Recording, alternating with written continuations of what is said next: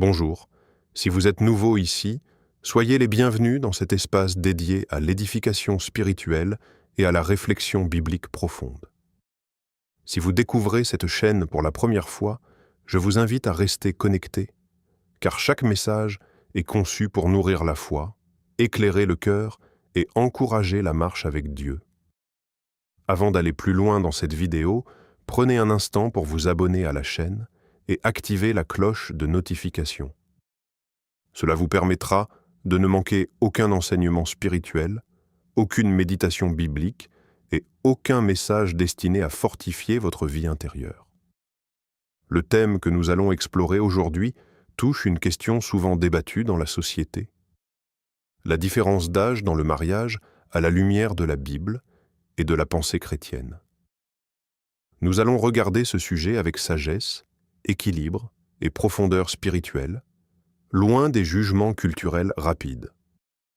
Alors, installez-vous tranquillement, ouvrez votre cœur et restez jusqu'à la fin de cette réflexion, car le message que vous allez entendre pourrait transformer votre manière de voir l'amour, la foi et les relations selon la volonté de Dieu. On entend souvent des affirmations catégoriques circuler dans les discussions religieuses. La Bible interdit un grand écart d'âge, ce n'est pas biblique, Dieu ne peut pas approuver cela. Pourtant, lorsqu'on ouvre réellement les Écritures, on découvre quelque chose de surprenant.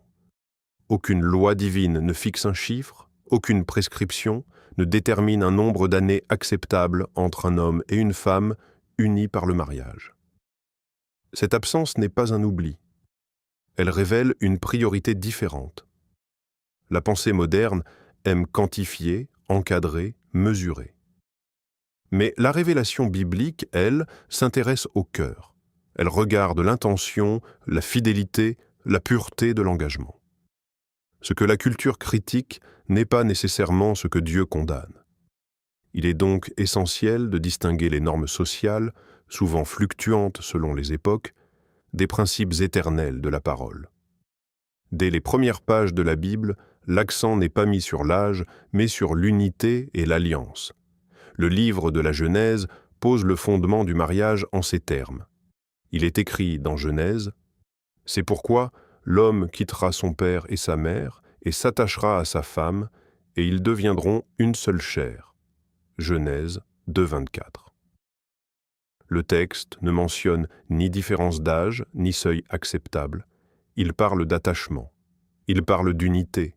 Il parle d'un mystère spirituel où deux vies deviennent une. Ce silence sur l'âge n'est pas accidentel. Il montre que ce n'est pas le critère déterminant aux yeux de Dieu. Ce qui traverse toute l'Écriture, c'est l'importance du caractère, la fidélité, la crainte de Dieu, la capacité d'aimer avec patience et sacrifice. L'alliance matrimoniale est décrite comme une image de la relation entre Christ et l'Église, un engagement profond, durable, sacré. Lorsque la Bible condamne quelque chose dans le mariage, elle vise l'injustice, la violence, l'infidélité, l'idolâtrie du cœur, jamais une simple différence chronologique. Ainsi, bien des débats contemporains reflètent davantage les sensibilités culturelles que la révélation divine. Cela ne signifie pas que toute situation est automatiquement sage ou équilibrée, mais cela signifie que le jugement doit se baser sur des principes spirituels, non sur des réactions sociales. Le mariage, dans la perspective biblique, est d'abord un engagement devant Dieu, une alliance scellée dans la responsabilité, l'amour et la sainteté, bien au-delà des chiffres. Lorsque l'on parcourt les récits bibliques avec attention, on découvre que la réalité humaine y est présentée sans artifice. Les relations, les mariages, les alliances ne sont pas formatés selon des standards modernes. Dieu entre dans l'histoire telle qu'elle est, avec ses différences d'âge, de parcours, de maturité, et il y manifeste sa grâce. Prenons d'abord le cas d'Abraham et Sarah. La Bible indique qu'il existait environ 10 ans d'écart entre eux. Pourtant, ce détail biologique n'est jamais présenté comme un obstacle. Leur union devient au contraire le socle de l'alliance divine. le point de départ d'une lignée destinée à porter la promesse messianique. Leur mariage traverse les épreuves, l'attente, l'impossibilité humaine d'avoir un enfant à un âge avancé, et c'est précisément dans cette histoire imparfaite que Dieu déploie sa fidélité. Comme le rappelle l'Épître aux Hébreux, c'est par la foi que Sarah elle-même, malgré son âge avancé, fut rendue capable d'avoir une postérité. Hébreux 11:11. Ici, l'âge est mentionné non pour condamner, mais pour souligner la puissance de Dieu. Considérons ensuite Boaz et Ruth. Le récit laisse entendre une différence notable de maturité et probablement d'âge. Pourtant, ce qui domine le texte, c'est la noblesse de caractère. Boaz reconnaît en Ruth une femme vertueuse. Ruth voit en Boaz un homme juste et protecteur. Leur union n'est pas fondée sur l'apparence ou la jeunesse, mais sur la loyauté et la crainte de Dieu. Le livre de Ruth déclare « Tous ceux de la porte de mon peuple savent que tu es une femme vertueuse. » Ruth 3:11. Ce mariage entre dans la généalogie même du Christ, preuve que Dieu ne se limite pas aux conventions sociales. Enfin, l'histoire de David et Abigaël illustre une autre dimension. Abigail se distingue par sa sagesse et son discernement spirituel. Elle apaise la colère de David et empêche un bain de sang. Son intelligence et sa maturité deviennent déterminantes. Dans le premier livre de Samuel, il est dit qu'elle était femme de bon sens et belle de figure. 1 Samuel 25:3. L'accent est mis sur sa sagesse, non sur son âge. Ces récits révèlent une vérité profonde. Dieu agit au-delà des conventions culturelles. Ce qui attire sa faveur, ce ne sont pas les chiffres, mais la foi, le caractère et l'alignement avec sa volonté. Lorsque l'on se tourne vers les premiers siècles du christianisme, une chose devient évidente. Les responsables spirituels de l'Église primitive ne construisaient pas leur enseignement matrimonial autour de critères numériques. Leur préoccupation principale n'était pas l'écart d'âge, mais la pureté du cœur, la fidélité à Dieu et l'unité spirituelle entre les époux. Les pères de l'Église vivaient dans un contexte culturel où les mariages arrangés, parfois avec des différences d'âge marquées, étaient en des courants. Pourtant, leurs écrits ne s'attardent pas sur cette question comme un problème doctrinal central. Leur combat était ailleurs. Protéger la sainteté du mariage contre l'immoralité, l'infidélité, la domination abusive ou l'union avec des croyances contraires à la foi chrétienne. Prenons par exemple Augustin d'Hippone. Dans ses réflexions sur le mariage, il insiste sur 3 biens fondamentaux: la fidélité, la progéniture et le sacrement, c'est-à-dire le caractère indissoluble et sacré de l'alliance. L'âge n'apparaît pas comme une catégorie morale déterminante.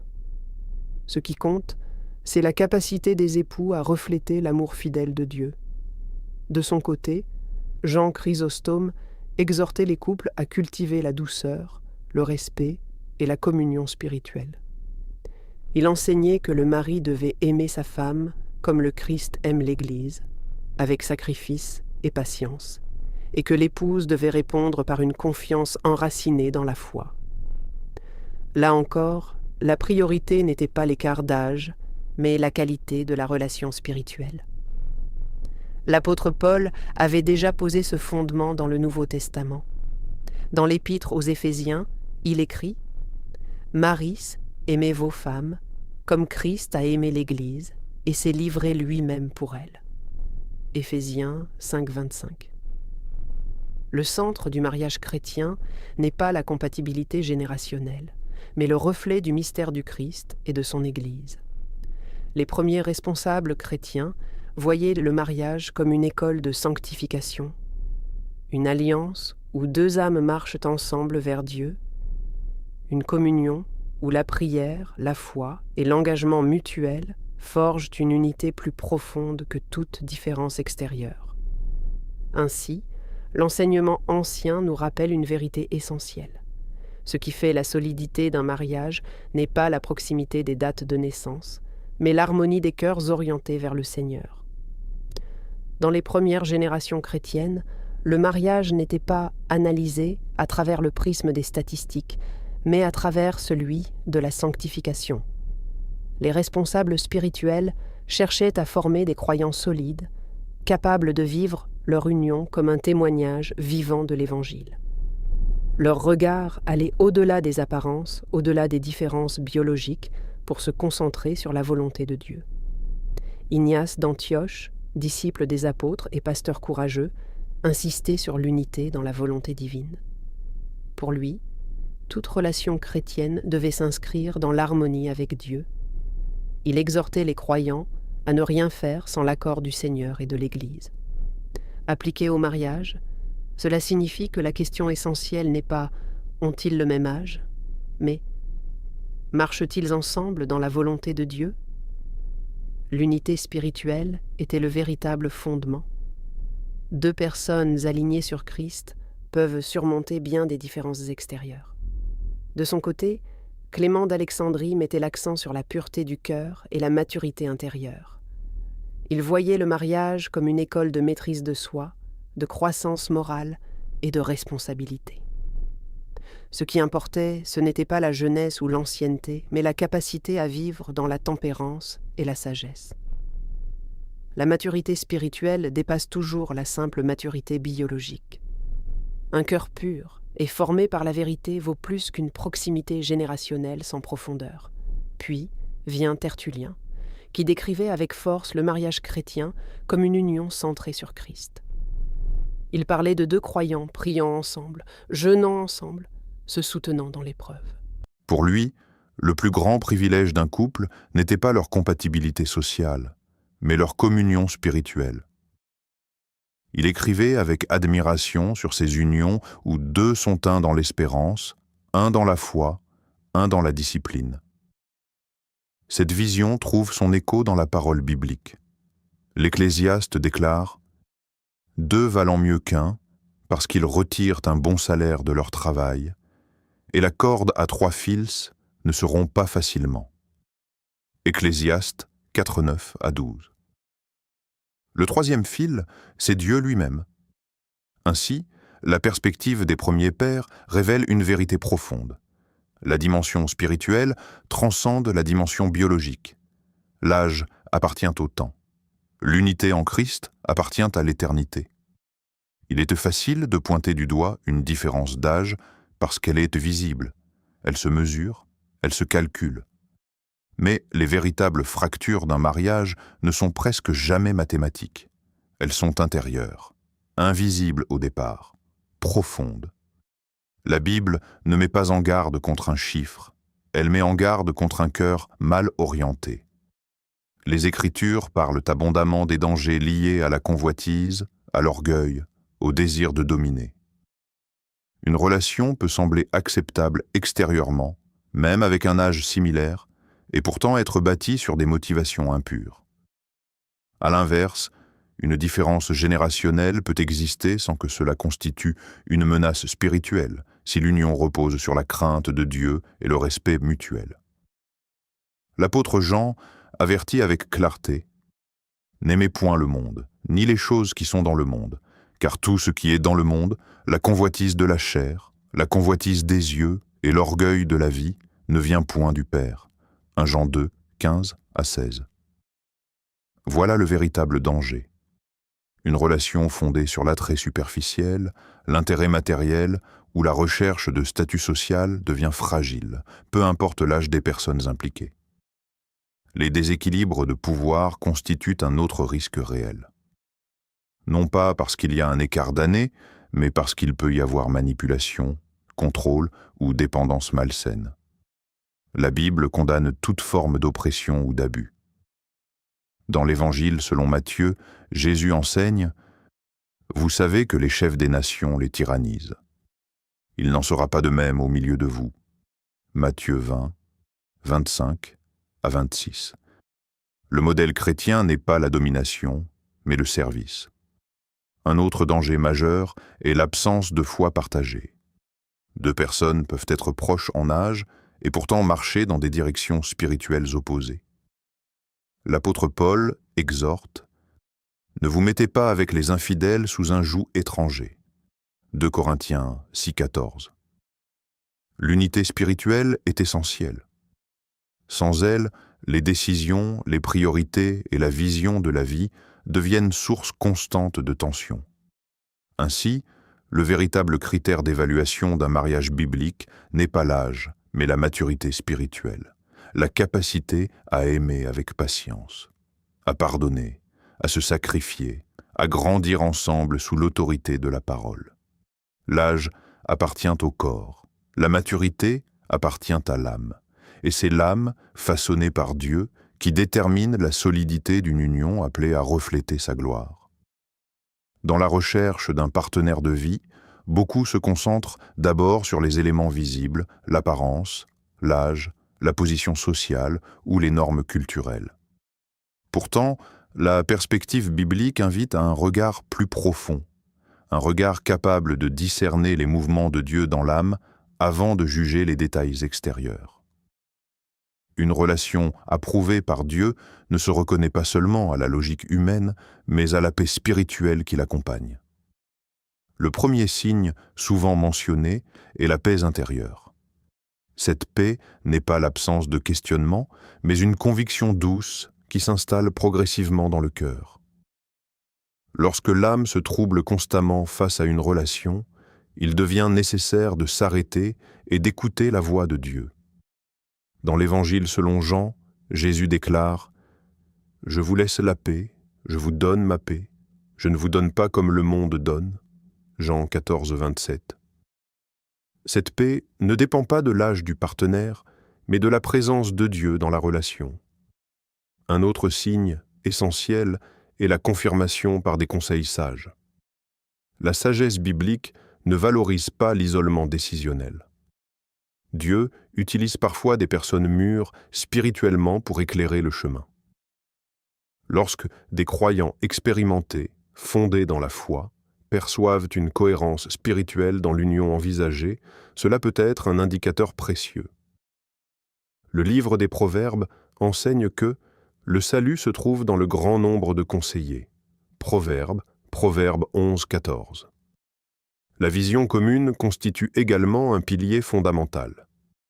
Deux personnes peuvent être attirées l'une vers l'autre, mais si leur projet de vie, leur vocation spirituelle et leur orientation de service envers Dieu divergent profondément, l'union peut devenir difficile à bâtir.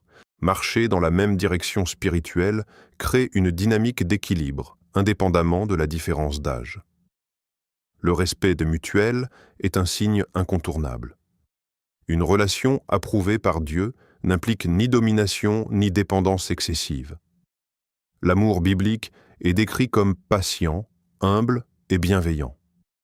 Lorsque l'estime, la dignité et la liberté intérieure sont préservées, la relation possède un fondement solide. Enfin, il arrive que Dieu ouvre les portes de manière naturelle, sans pression sociale excessive, sans manipulation émotionnelle, mais avec une progression harmonieuse des circonstances.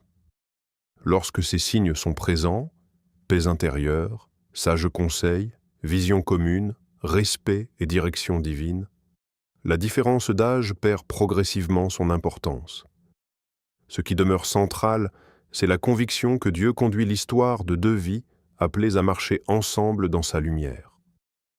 Dans un monde dominé par les tendances sociales et la pression de l'opinion publique, il devient parfois difficile de distinguer la voix de Dieu du bruit de la foule.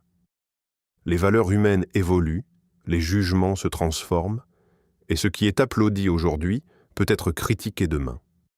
C'est pourquoi la vie spirituelle authentique demande un cœur capable de rester ferme, même lorsque l'environnement change. Chercher à plaire au monde peut devenir un piège subtil. Non pas parce que l'on doit mépriser les personnes ou ignorer la société, mais parce que la quête de validation humaine peut progressivement éloigner l'âme de la volonté divine. Lorsque le regard des hommes devient la principale référence, les décisions spirituelles finissent par être influencées par la peur du rejet, le besoin d'approbation ou la pression culturelle. Or, la foi biblique appelle à une liberté intérieure fondée sur la vérité de Dieu. L'apôtre Paul exprime cette réalité avec une grande clarté dans Galates. « Si je plaisais encore aux hommes, je ne serais pas serviteur de Christ. » Galates 1,10. Cette parole ne signifie pas l'indifférence sociale ou l'orgueil spirituel, mais l'orientation prioritaire du cœur vers Dieu. Le disciple du Christ doit apprendre à discerner entre la popularité humaine et la fidélité divine. L'opinion publique peut être changeante, parfois même contradictoire. Une relation peut être acceptée dans un contexte culturel et rejetée dans un autre. Mais la volonté de Dieu ne dépend ni des modes sociaux, ni des traditions humaines passagères. Elle repose sur un dessein éternel qui dépasse les fluctuations de la pensée collective. Le croyant est donc invité à développer une sensibilité spirituelle plus profonde que le simple souci de conformité sociale. Cela exige du courage intérieur. Parfois, suivre Dieu signifie accepter d'être incompris, critiqué ou questionné. Mais l'Écriture rappelle que la récompense de la fidélité divine dépasse largement l'approbation momentanée des hommes. Dans l'Évangile selon Matthieu, Jésus demande « Que servira-t-il à un homme de gagner le monde entier s'il perd son âme » Matthieu 16, 26.